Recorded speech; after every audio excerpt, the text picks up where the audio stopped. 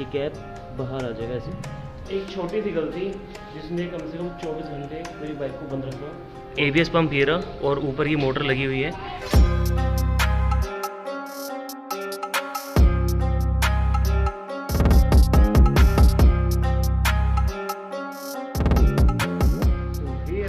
Welcome back to channel again. So guys, आज की video एक बहुत खतरनाक वीडियो होने वाली है और ये वीडियो उनके लिए ज़्यादा स्पेशल होने वाली है जो अपनी बाइक के ABS को लेके काफ़ी ज़्यादा परेशान हैं। आज मैंने एक ABS से रिलेटेड जो प्रॉब्लम थी उसका एक परमानेंट मैं अभी सोल्यूशन देने वाला हूँ आप लोगों को। मेरी बाइक का भी ABS कम से कम 8 से 10 साल खुल चुका है। आई होप अब जो खुलेगा उसके बाद कम से कम 2-4 साल तो चलेगा। जिस हिसाब से मैं अभी सोच के चल रहा हूँ, फिलहाल वो चीज़ अभी करने के बाद पता चलेगा कि ये कितना कारगर रहने वाला है। पर गाइस, आप लोगों को बता दूं, अगर आपकी बाइक के अंदर ABS से रिलेटेड कोई भी दिक्कत आ रही है और आपका मॉडल वो नया है, सपोज दैट आपका मॉडल वो BS6 मॉडल है और ड्यूल चैनल ABS है और ABS से रिलेटेड दिक्कत आ रही है, तो आपने इस वीडियो को देख के कुछ भी ऐसा नहीं करना, क्योंकि अभी जो ABS के मॉड्यूल्स हैं वो एकदम चेंज हो चुके हैं। वो भी आपको मैं आगे समझाऊंगा कि मतलब क्या पूरा कॉन्सेप्ट रहता है। तो फिलहाल इस वीडियो को मैं करता हूँ स्टार्ट और आपको दिखाता हूँ कि आज मेरे बाइक का निकल जाता है। आज मैं आप लोगों को दिखाऊंगा और प्रॉपर समझाऊंगा कि ABS का मॉड्यूल हम अपना प्रॉपर तरीके से कैसे ठीक कर सकते हैं और जो माइनर चीज़ें हैं जो सिर्फ मेरे चैनल पे देखने के लिए मिलेंगी आपको ABS से रिलेटेड, वो भी आपको मैं समझाऊंगा।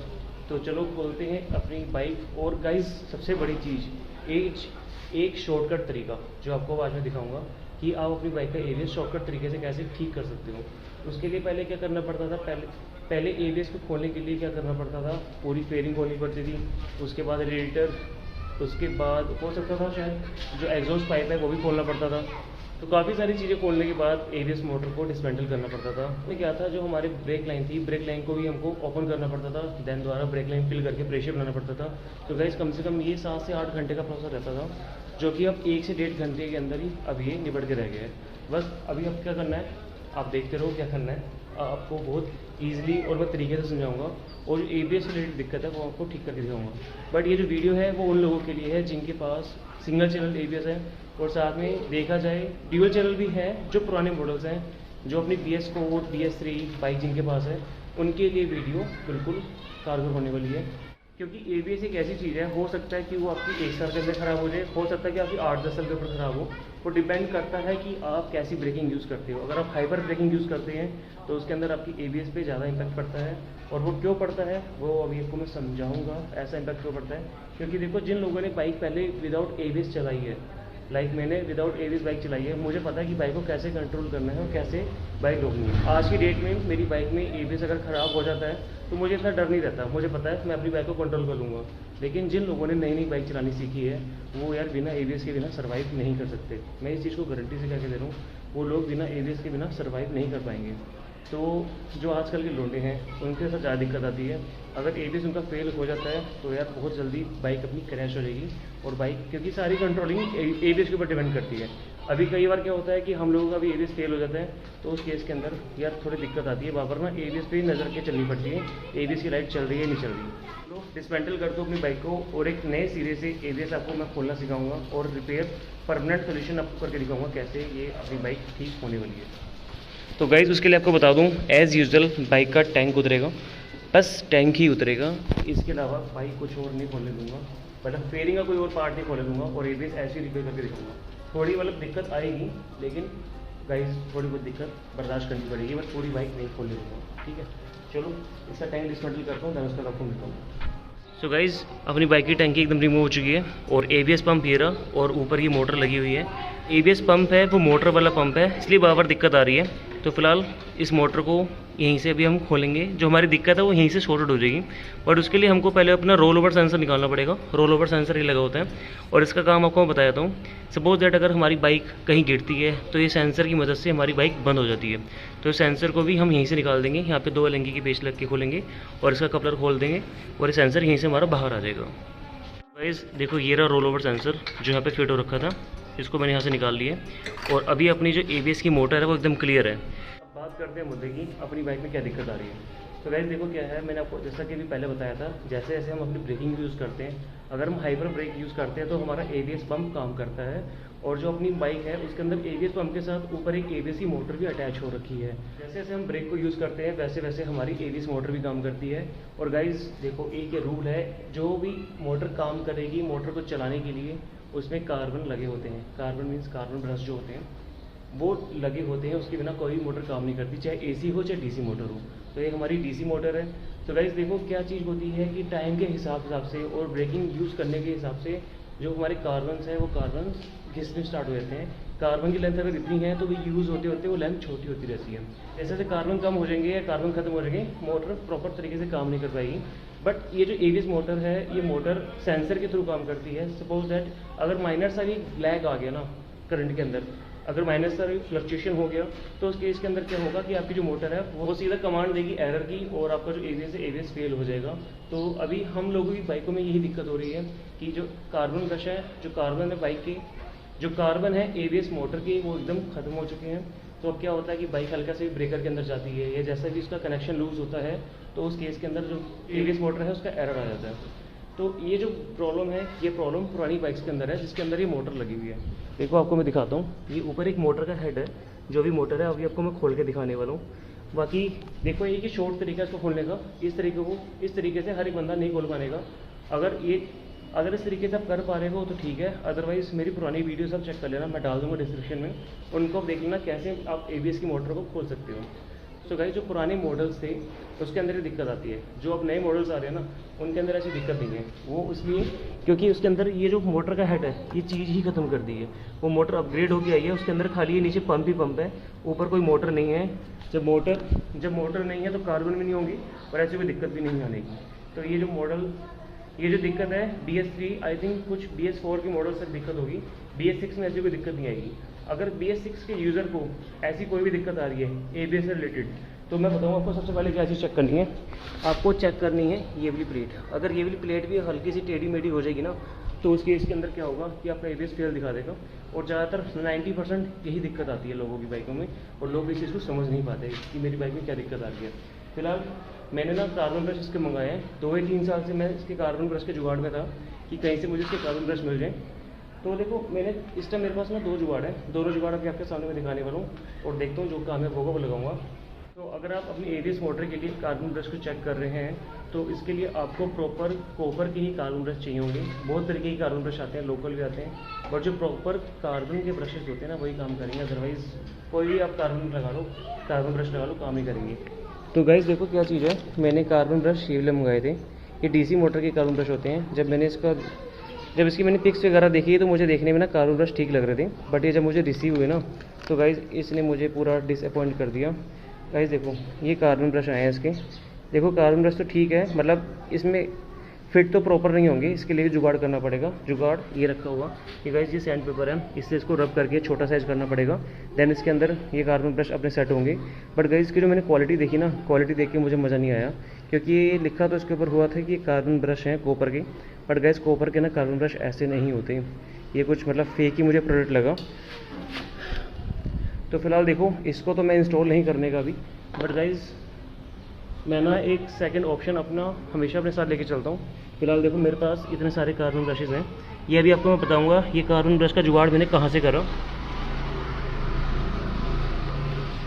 देखो इसके अंदर आपको 4 कार्बन ब्रश नज़र आ रहे होंगे, छोटे बड़े। जो छोटे हैं वो थोड़े यूज़ ज़्यादा रखे हैं, बाकी जो बड़े हैं वो थोड़े नए से हैं। बाकी बात रही क्वालिटी की, आप इन कार्बन ब्रशेज़ को चेक करो और इन कार्बन ब्रशेज़ को चेक करो, आपको क्वालिटी खुद नज़र आ रही होगी कौन कैसे हैं।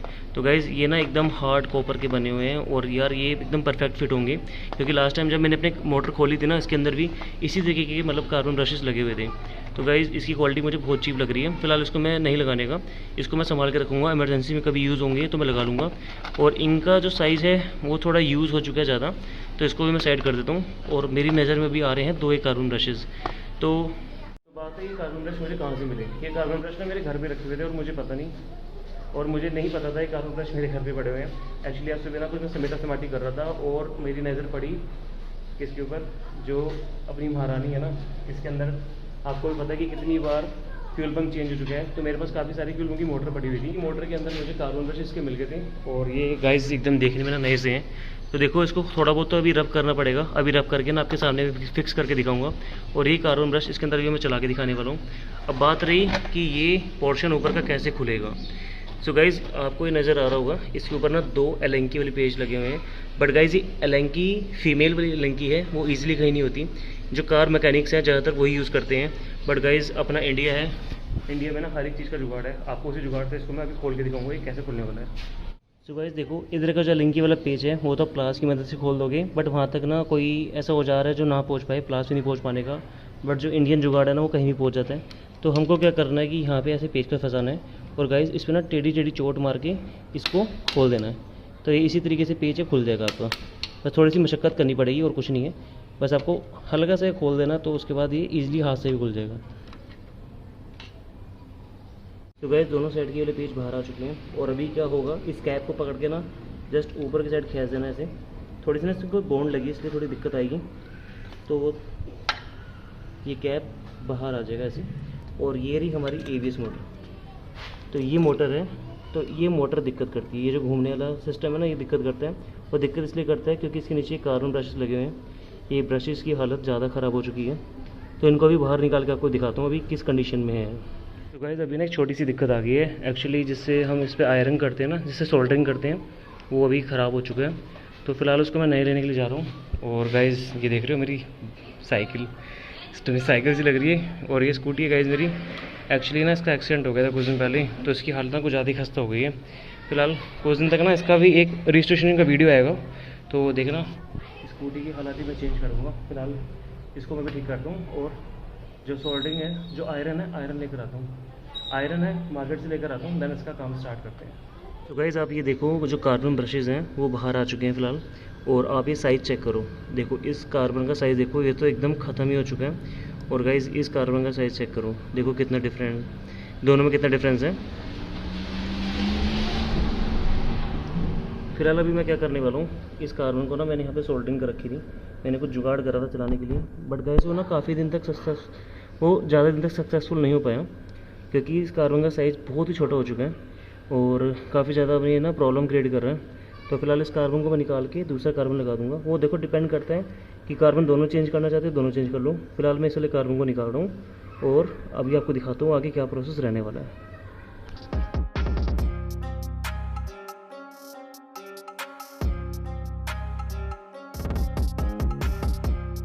गाइस अभी आप देख रहे हो ये साइज़ है नए कार्बन का, और ये साइज़ है जो कार्बन अपना यूज़ हो चुका है। तो देखो कितना कार्बन अपना भी खिंच चुका है, इसमें तो अभी कुछ बचा ही नहीं है। जो मैंने ऑनलाइन मंगाया था वो कार्बन ये था, बट यार ये इसकी ना क्वालिटी मुझे कुछ ज़्यादा अच्छी नहीं लग रही। और जो दूसरा कार्बन मैंने अभी चेक करा था वो ये वाला कार्बन था। तो ये वाला कार्बन भी हम यूज़ कर सकते हैं, बट दिक्कत एक है कि दोनों के ना साइज़ में वेरिएशन है। ये देखो साइज़ छोटा है और उसका साइज़ बड़ा है। तो बट ये नीचे जो रखा हुआ है सैंड पेपर है, ये 100 नंबर का सैंड पेपर है। तो फिलहाल इसको मैं इससे रब करके ना इसको इसी साइज़ का कर दूंगा मैं, और देन उसके बाद इसको मैं फिक्स करके चेक करके देखता हूँ कि क्या रिस्पॉन्स आता है।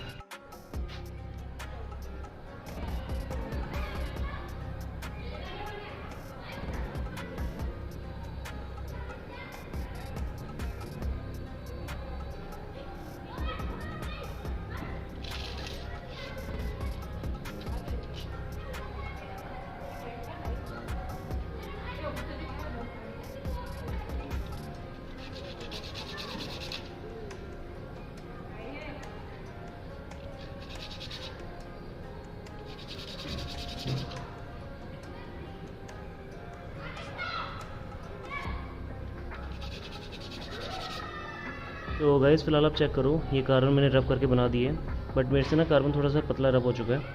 तो बट कोई नहीं, एक बार इसको ना मैं लगा के चेक करके देखता हूँ कि सक्सेस होता है इसके अंदर नहीं होता। तो गाइस देखो, इसके लिए ना पहले आपको इसके अंदर होल में लगा के चेक करना है कि इसके अंदर फिक्स जा रहा है।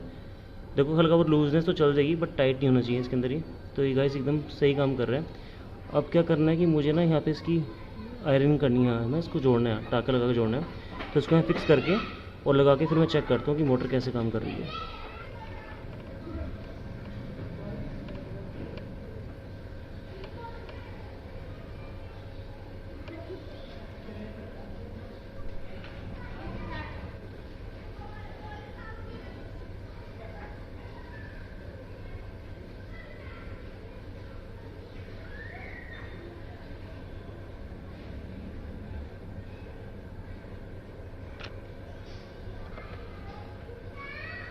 तो गाइस देखो, इसके ऊपर टाका लगा दिया मैंने, अच्छे तरीके से लगा दिया। खींच के थोड़ा चेक कर सकते हैं फिक्स हुआ कि नहीं हुआ। देन इसको इसके होल में अंदर प्रेस करेंगे। तो गाइस देखो, ये इसके होल के अंदर फिक्स हो चुका है। अब जो एक्स्ट्रा वायर है, इस एक्स्ट्रा वायर को हम ये अंदर प्रेस कर देंगे। देन इसके बाद क्या करना है, जो इधर का कार्बन है, इस वाले कार्बन को भी सेम इसी प्रोसेस से अंदर की तरफ प्रेस करना है।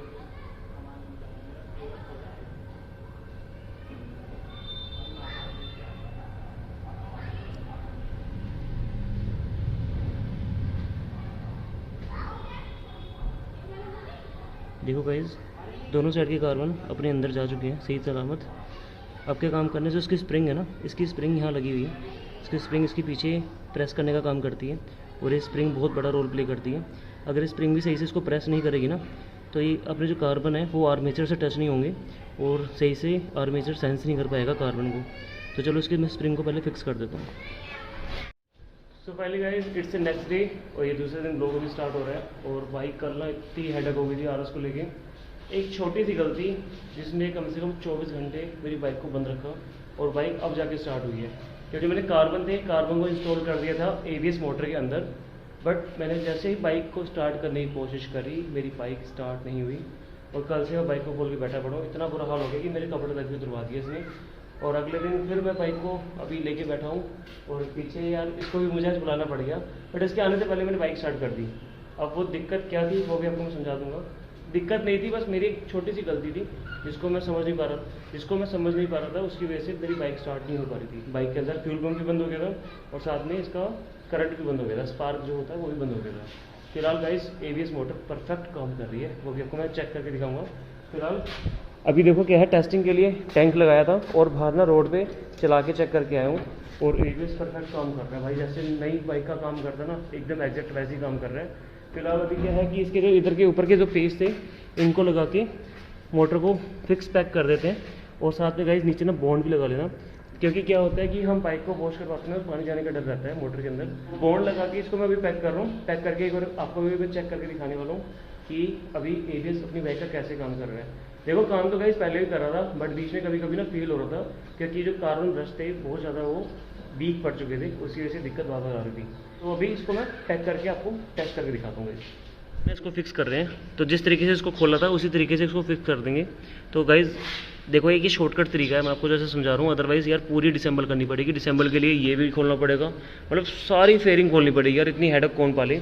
और अभी आपको बताऊँ क्या सारा मसला हो रखा था गाइज, ये फिल्टर बॉक्स, इसकी सारी रिले और नीचे जो वायरिंग के गुच्छे थे गाइज, सब कुछ खोला पड़ा था। बाइक स्टार्ट नहीं हो पा रही थी। बट दिक्कत पता क्या थी, दिक्कत ये गाइज, ये होता है रोल ओवर सेंसर और इसको बोलते हैं साथ में लीन सेंसर, कुछ ऐसे कुछ बोलते हैं इसको।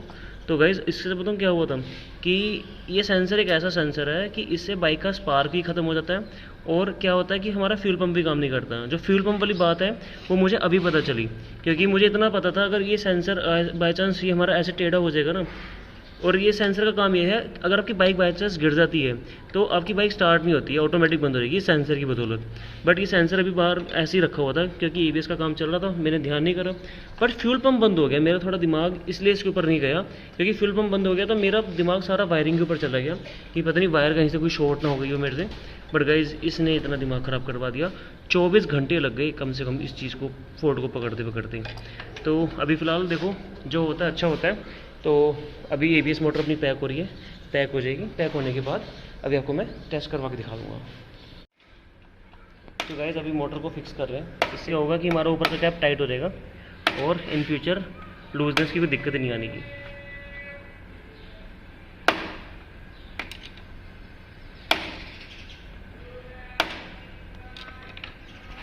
तो गाइज अभी का कुछ सीन ऐसा है, बाइक का एबीएस एकदम प्रॉपर तरीके से काम कर रहा है और ये वीडियो अब शूट हो रही है ना, ये हफ्ते बाद शूट हो रही है क्योंकि यार बाइक टेस्टिंग मोड पे थी। और देखो इसका ना पूरा रैप अभी फ़िलहाल मैंने उतार दिया है, इसको मैंने ब्लैक स्टॉक कर दिया है। बताना बाइक की कैसी लग रही है।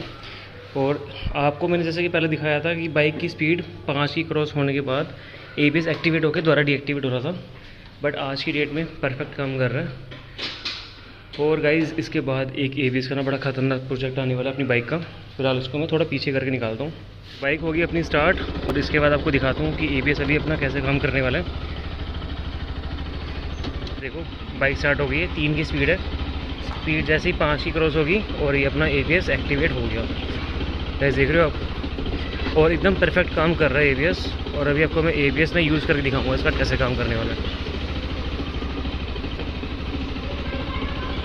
बट गाइस आपको मैं बता दूं, ये सारा सिनेरियो जो है ना, ये RS, NS और जितनी भी डोमिनार हैं और साथ में जितनी भी KTMs हैं, ये सेम प्रोसीड्यूर इन बाइक्स के अंदर है। अदरवाइज़ जैसे बात की जाए अपाची या हीरोज़ की बाइक हैं, उन सब का थोड़ा प्रोसीड्यूर अलग है। बट देखो सारी चीज़ होती सेम है, बट ये है कि बस थोड़े तौर तरीके उनके अलग होते हैं काम करने के।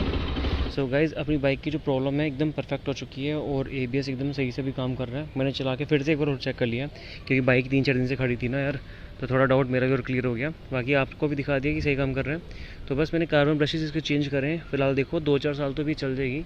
बाकी ब्रेकिंग के ऊपर डिपेंड करता है मैं इसकी ब्रेकिंग कैसे यूज़ करता हूँ। फिलहाल ये वीडियो काफ़ी लंबी हो चुकी है, इसको मैं करता हूँ यहीं पे end. Till then take care, tata and bye bye.